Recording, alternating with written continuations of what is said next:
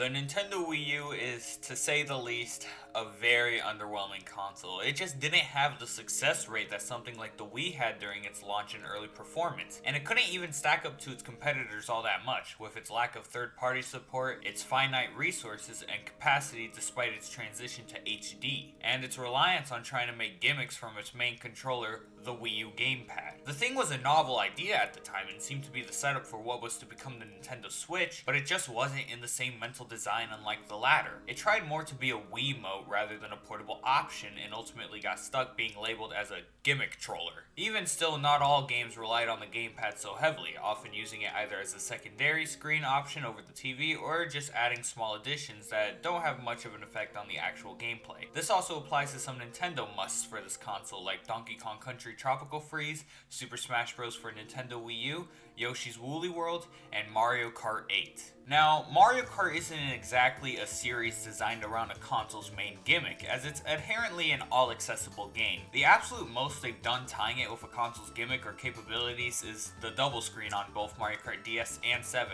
which isn't all that needed in the first place besides giving us the ability to rip bird's eye map sprites, and Mario Kart Wii with its motion turning as a means of controlling the vehicle, which can also just not be used by either going manual or using a different controller. Mario Kart instead tries to focus on adding new mechanics in each game in order to spruce up the gameplay. Like I mentioned in my video before, you can only go so far with using the same formula over and over again, and it only took them 3 games before seeing that. So with the console's gimmick being tossed out of consideration, what would be next for the series?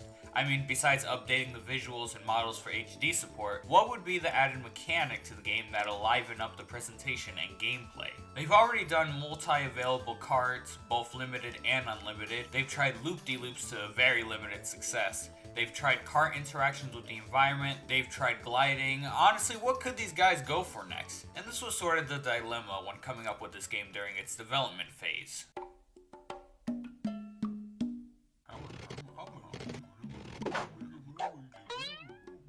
Wait, San Miyamoto, look! And that's when he saw it. He ran his fingers, his long Japanese fingers, across the band.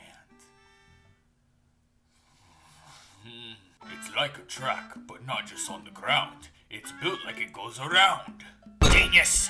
And so the team began writing the concept down, and soon it became the newest, coolest mechanic, or gimmick more so, in Mario Kart.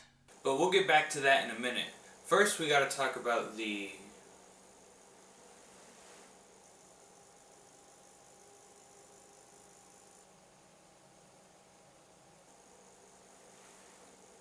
elephant in the room.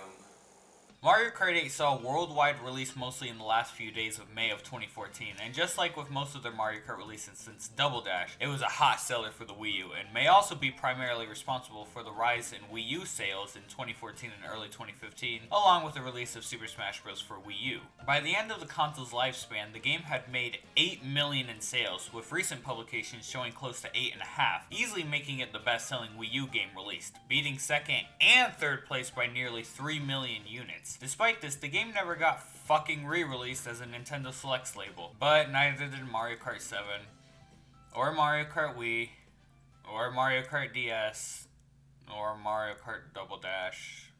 So Mario Kart 8 builds off a lot from the mechanics of the earlier games, more so with Mario Kart 7, which sees the return of kart customization, gliding, and underwater driving, this time with more practical use between the latter two, unlike with 7, which used mostly gliding on every track, with only select tracks really taking advantage of the underwater physics of it. Of course, Mario Kart 8 does not deviate from its original purpose of driving on the road, but in this game, they decided to sort of twist the formula up, like flip it around, if you know what I mean. It's anti-gravity. That's the new mechanic. Honestly, it's more of a gimmick than the other two brought in Mario Kart 7, because anti-gravity only really showcases the anti-gravity through the flipped car wheels and the sense of being upside down, even though you're still technically just driving on a road, just with a visual sense tricky-dicky to it. Though it allows players who contact each other to give a small boost. Anti-gravity, as what I see it as, is more of a tool to give a track much more flexibility and or a means of helping expand the track via small anti-gravity subsections, like the walls in Toad Harbor. It never really gives the player huge changes to their controls or movement, unlike with gliding and underwater driving. And there also exists risks when gliding, since getting hit out of the sky can either cost you seconds of control or even straight up a fall. Getting hit on anti-gravity is much like getting hit on roads, so that's why I see anti-gravity as more of a gimmick rather than a mechanic or feature, assuming those are the right terms I'm using. One thing about anti-gravity is that it's not necessarily, and hopefully well explained on my part,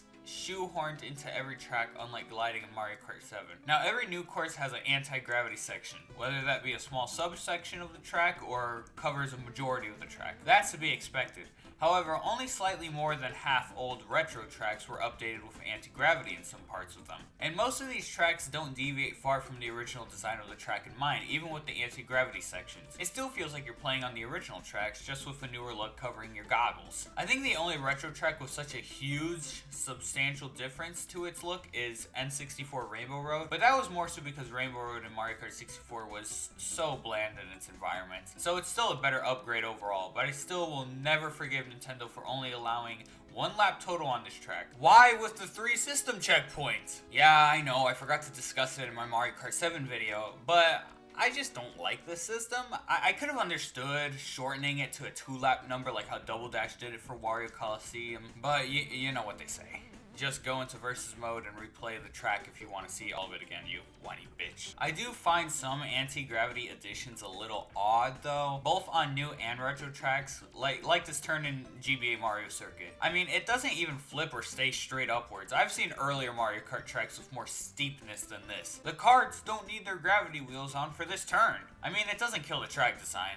If you want to see killed GBA tracks, look no further than Mario Kart Tour. I just simply see it as an odd way of trying to put anti-gravity on this track. There's also the temple in DK Jungle that uses it, but you can barely notice the difference, and by the time you do, it's already done. I hope people don't try to twist this as me negatively criticizing anti-gravity. It's a cool gimmick and allows for more expansive design for track making. It's just that they treated it like how Mario Kart 7 treated the new gliding mechanic, when in-game it's more like how Mario Kart Wii treated the half pipes. A cool gimmick that does add more to a track, but not much beyond that. Mario Kart 8 tracks, regardless if they have anti-gravity or not, or if they are new or retro courses, are some of the most stunning and beautiful courses I've seen in the Mario Kart series. They're all so stylized and pay homage to many games by referencing them either in their track design or through the use of Easter eggs put around the track. Even the more newer retro tracks from Mario Kart 7 still got a complete upgrade in its looks rather than being a port with modern lighting and all that such. Every track here is as sweet as Loft House sugar cookies, and I don't want to hear shit about it! I think some of the best design retro tracks are ones coming from the older systems. Super Nintendo Donut Plains 3,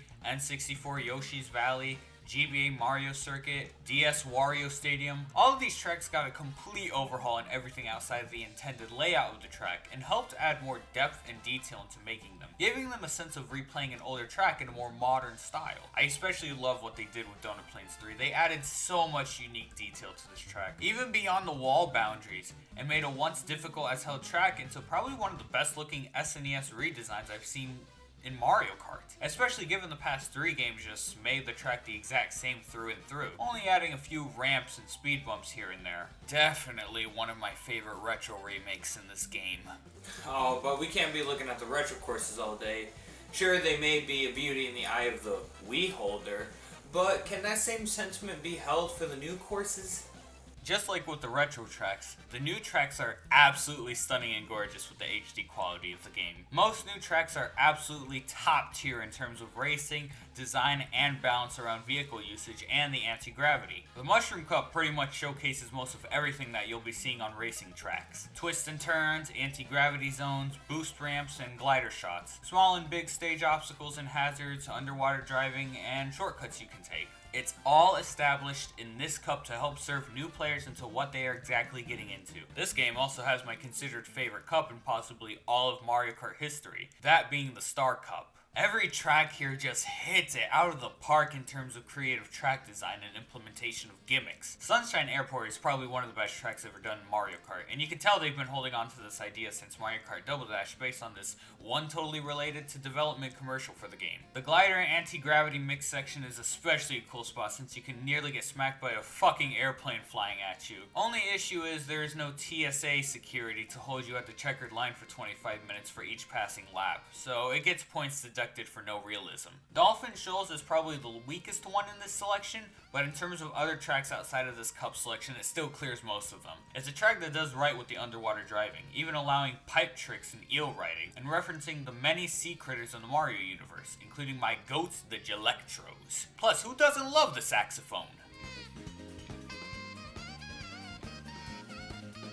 Electrodrome, which for a long time I would call Electrodome, because that just made more sense to me, implements a party rock atmosphere with some glittery roads and twist turns. This is the essential techno sequel to Music Park, and it shows. Even got the same instrumental stairway turn like the piano and xylophone turns in Music Park. Honestly, I feel like this was also the developers and musical artists' favorite track, considering it has its own dedicated segment in the credits of this game, both visually and musically, and I do not blame them whatsoever. Finally is Mount Wario, or as I like to call it, Peak Wario! The whole design of this stage is absolutely amazing. I don't think I've ever seen such a good looking stage for a climate I fucking despise with every fiber of my being. The 3-lap system makes much more sense for a stage like this, going downwards. The anti-gravity section with the dam works so well. The music is absolutely amazing, and the way the track flows with the speed of going down the mountain just makes this track oh so much better. Finally,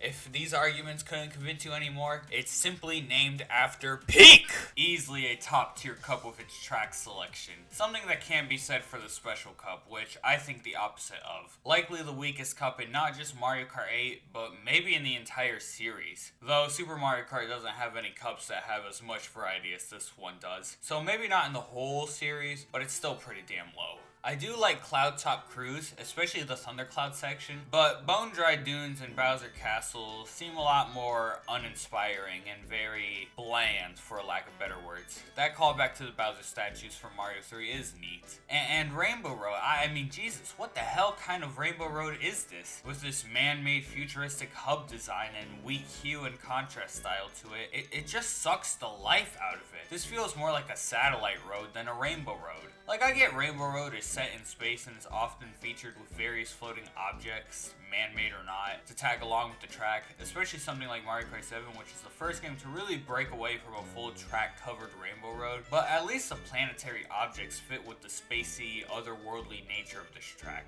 This looks like it was bioengineered by a quadro-billionaire using harmful and destructive resources in order to advertise the future of human technology, only to leave it wasting away after a few years of operation. Personally, I wouldn't mind a spacey futuristic track design, but don't force it to mesh with the spectrum of natural light and of the cosmos. I mean, look how they revamped Mario Kart 64's Rainbow Road. They gave it a checkered style pattern more akin to a racing track, and it still feels more like a Rainbow Road than this version. Come on, y'all.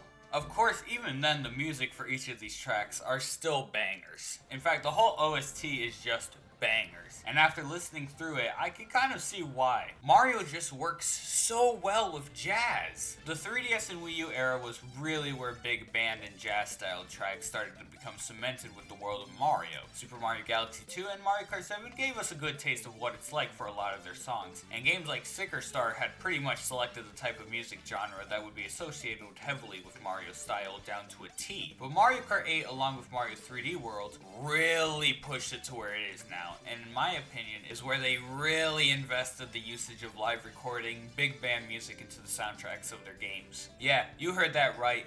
Live recording. Every song in the game was done live, though not every instrument was done live. Most of the front runs are simply added beats from the music libraries, but still, the bass music you hear in the games are all live recorded from a music studio, giving it a much more authentic sound quality to it compared to arranging instruments on a digital music editing software. Alright peeps, let me know what your favorite music track is in the comments below. But, you know, I've been sort of realizing that we haven't actually been talking about the gameplay of Mario Kart 8. I mean, we talked about old and returning mechanics coming back in, But we haven't talked about like the AI or the item system or even the controls, so I suppose we should probably get going on that. Even I'm feeling a little claustrophobic in here.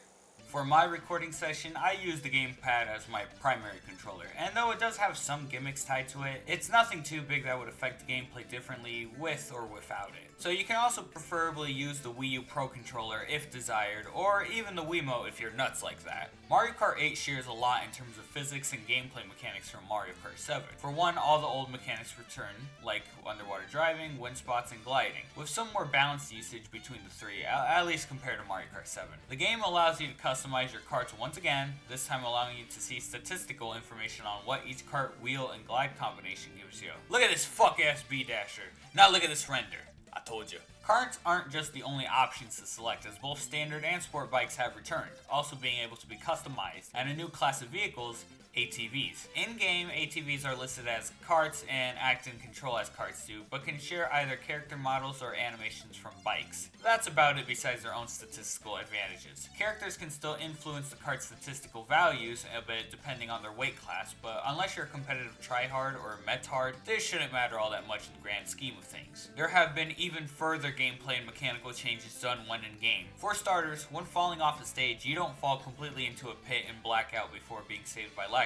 Instead, you fall a small distance before Lakitu suddenly pops out and immediately rescues you, taking a small bit of fair change while he's at it, unless you're broke. This helps increase the speed of the game immensely and also allows players to not separate too far from each other when one falls off. Another mechanic change is drifting. Granted, it plays about the same as it did in Mario Kart 7, but one thing I didn't mention in Mario Kart 7 is what happens when initiating the next boost in a drift, which is when your kart kind of hits a harder curve when initiating another boost. This goes into effect with all vehicles in the game, particularly hitting sports bike the hardest, since it means you can't make a smooth turn using outside drifting or try to hit a quick sharp turn from inside drifting, since if you're too close and holding your drift long enough you can trigger the next boost level, which can lead you into hitting the wall, corner, etc. Another nerf to sports bikes and bikes in general is that you cannot wheelie whatsoever, only as a stylistic animation when driving over general boost ramps. This leads to a much stronger balance between karts and bikes, but also shuts down older players who like the more fun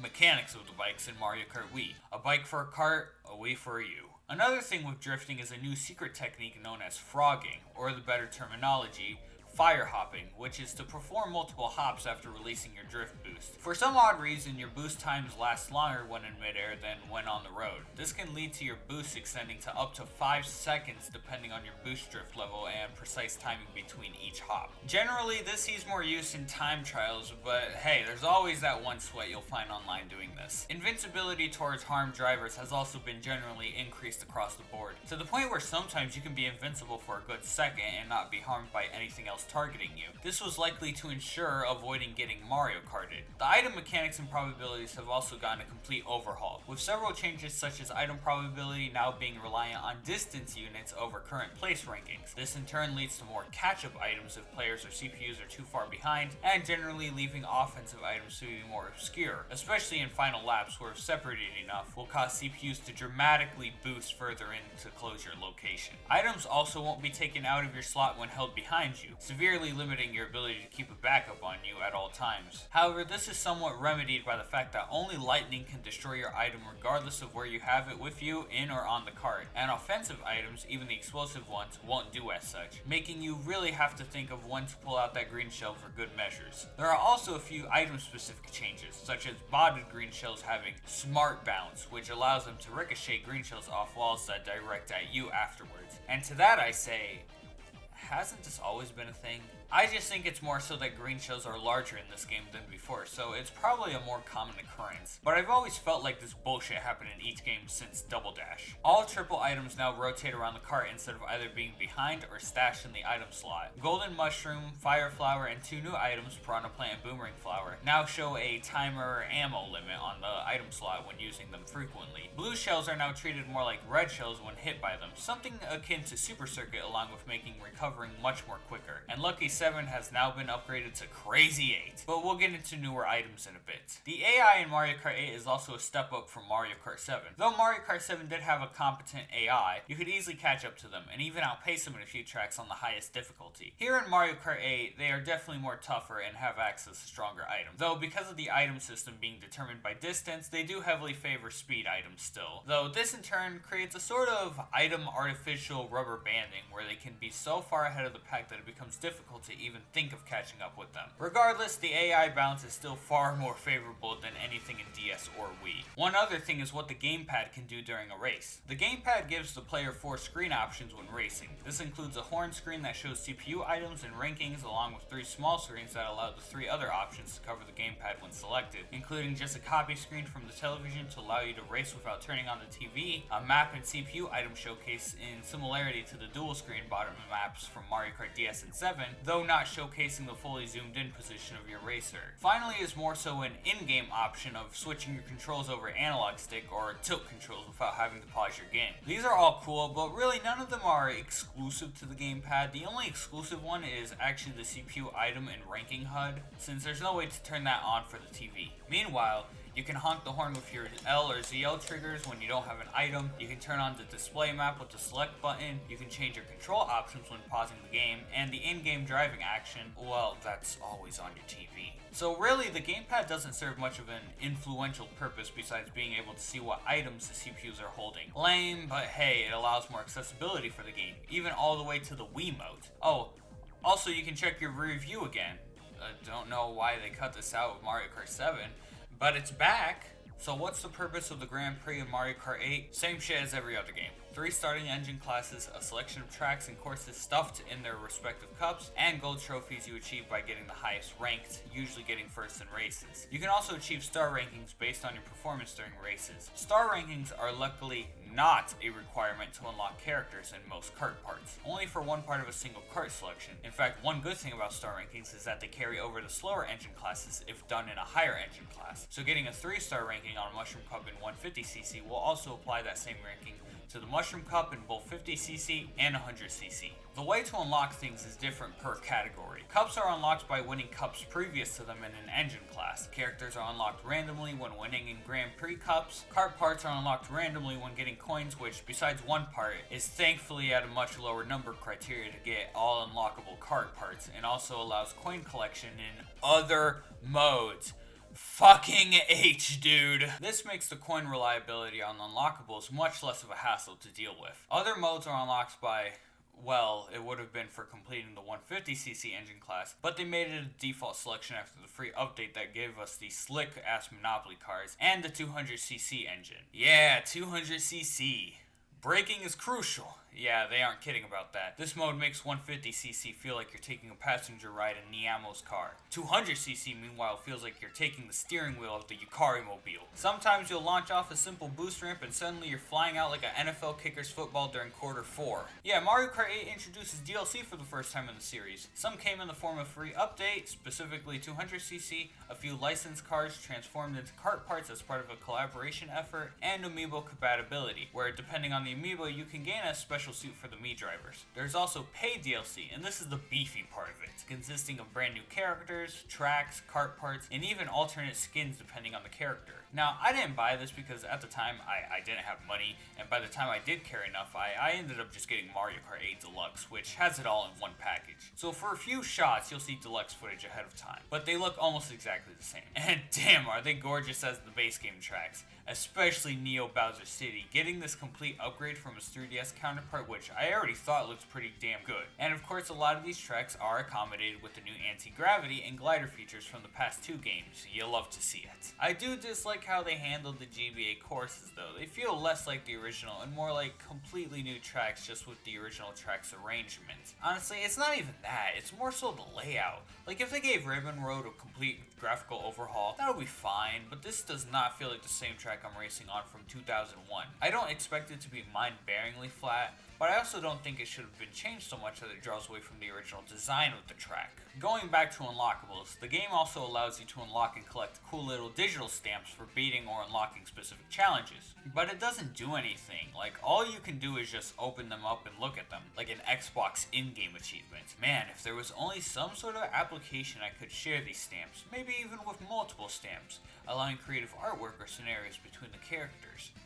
Damn, if only. There has also been an extensive upgrade of characters in the roster, even putting aside the DLC. Bigger than Mario Kart Wii's and much larger than Mario Kart 7 by a long shot. Holy moly. The quality of the roster, however, is definitely the iffy part about it. Of course, many classic characters have returned, including Waluigi. Hope you fucks are happy now. But you also have the return of Lakitu and the Princess Babies, which, you know, you didn't really need. They even popped out another Princess Baby like, bro, what? Who asked for this? If I can be real, I don't mind the Koopalings. I mean, it's not like they're carbon copies of other characters like Metal Mario and Bitch. One thing they did miss the mark on was returning classic characters for the DLC. We did get some guest stars like Link, Isabelle, and Villager. By the way, this guy's the fucking GOAT. Oomph, slay on that. Shame they never added Falcon though. Yeah, he did get the amiibo suit, but so did Link in Animal Crossing, and their own characters got added in after, so like, why couldn't it be done for Falcon 2? Also, the other half of the characters added are either alternative skins for the animalistic characters and carbon copies of 3 existing character builds. They do have different animations in-game, but sheesh, was this really the best for DLC? Overall, I don't think this is a bad roster, and the details to every character in-game is very showing, but there are a select few that just feel like padded additions because either they never got around to working or finishing up on other more defined characters. As said before, new items have been added into the game, including the boomerang flower, which works as a throw it around town projectile that can be thrown forward or backwards, but still used a few more times after that. It can also properly ricochet off walls if thrown at one. It can also break through defensive items held behind or spinning around racers who have them. Nothing too special, honestly, and it's obviously done just to promote the newer 3D Mario games at their time, like what they did with the Tanuki Leaf for the early 3DS Mario games. The Piranha Plant, which gives the player a small boost for every chomp it does, and targets nearby racers by chomping on them. It can also chomp on items that are track obstacles. Personally, my favorite item in terms of coolness, swaggerity, and design. The other is the Super Horn, a defender of any items and racers coming within your radius, though not all items are covered by it, specifically status effects kinds like Blooper and Lightning. It does protect you from blue shells though. Finally is the Crazy 8, which is just the Lucky 7, but this time it has a coin in it. Oh yeah, coins are not just track collectibles, but also item collectibles, and I mean that in all modes that allow items, not just coin runners. Wait, what? There's no coin runners? But there's a battle mode that consists of... Oh no.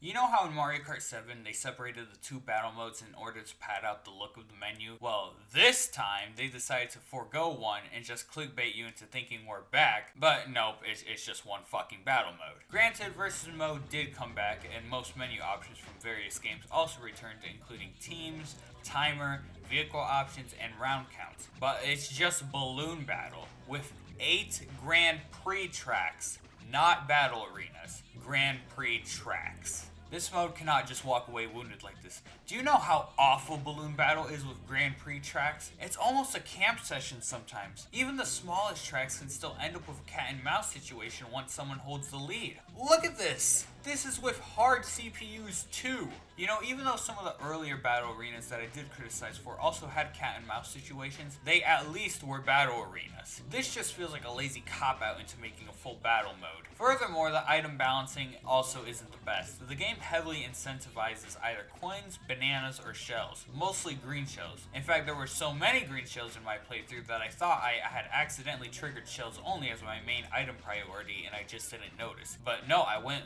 to look back at my recording and I was playing with all items on. Even when deep into a battle match with a few seconds left, the items selected still remain constant. Not a single Bob-omb, Fire Flower, or Boomerang Flower. Honestly, your best choice is Frantic items, which still isn't even that good. It just increases the odds of more controlled yet limited offensive items. So no blue shells, lightning, golden mushrooms, horns, or triple reds. This may honestly be one of the weakest battle modes yet, and it's surprising that they never revitalized this mode through DLC. Well, we pretty much talked about all the main modes in Mario Kart 8, but there's still a select few side modes we have to talk about.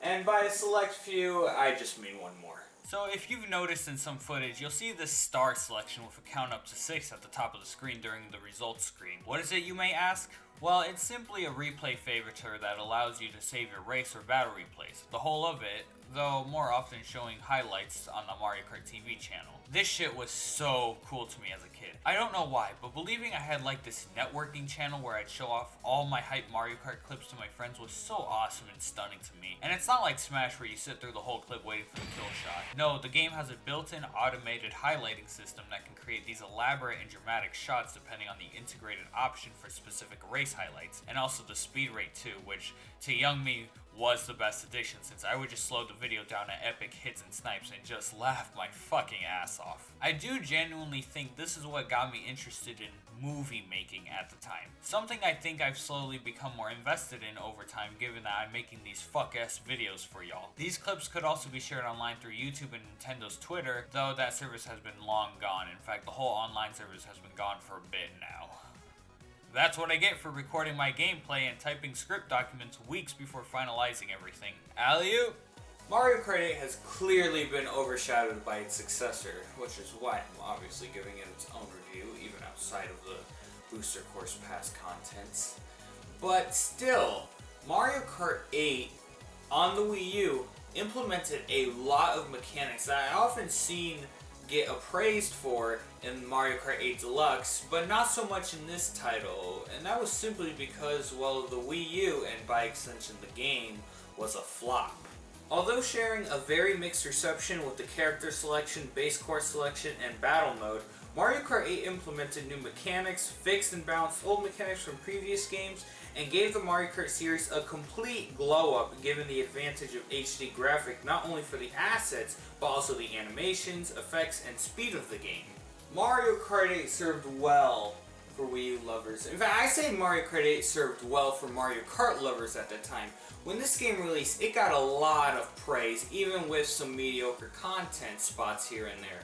Which is why I find it weird that usually these days either it's forgotten about or it's mixed with Mario Kart 8 Deluxe for modern reviewers. And it's like, yeah, Mario Kart 8 Deluxe is built off Mario Kart 8, but are they really the same game? I mean, Mario Kart 8 Deluxe, even putting aside Booster Course Pass, has a lot of additional mechanics and modes that, well, we'll talk about in the next and final video of the Mario Kart Marathon, though I wouldn't really call it a marathon at this point given it's been going on for 2 years, but hey, who can you blame? I'll see you guys next time.